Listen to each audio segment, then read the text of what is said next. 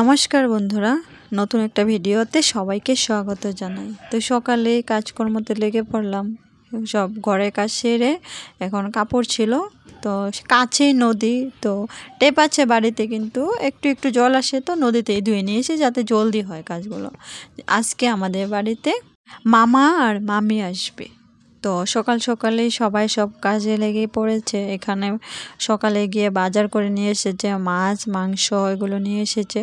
তো প্রায় ভাত ডাল হয়ে গেছে, ওরা বেশি দেরি করবে না, খেয়ে দিয়ে আবার বেরিয়ে পড়বে একটু দূরে ওদের বাড়ি।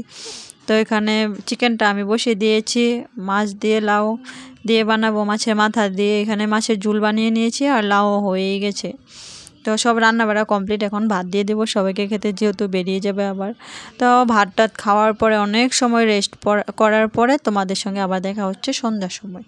তো আজকে মেলাতে যাব, তো কাছেই মেলা, একদিন গিয়েছিলাম, আবার আজকে যাব। আজকে বর যাবে না, আমিই যাব বর্দির সঙ্গে।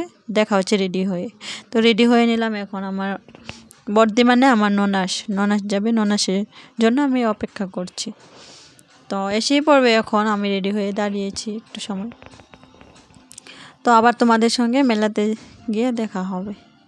কথা বলতে বলতে মেলাতে চলে আসলাম, মেলার গেটের সামনে চলে আসলাম, বেশি দূরে না, একটু কাছেই। তা এখন টিকিটটা নিয়ে নেব, টিকিট না নিলে তো এন্ট্রি করতে দেবে না। তো বর্দি টিকিট নিচ্ছিল, আমি এখানে দাঁড়িয়েছিলাম।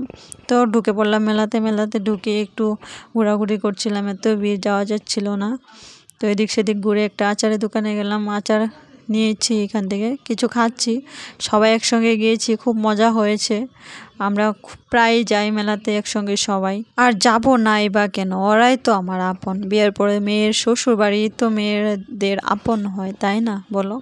তো সবাই একসঙ্গে খেয়ে দিয়ে খুব আনন্দ ফুর্তি করে এটা বাড়িতে নিয়ে এসেছি। সবাই ভালো থেকো, টাটা, জয় শ্রীরাম।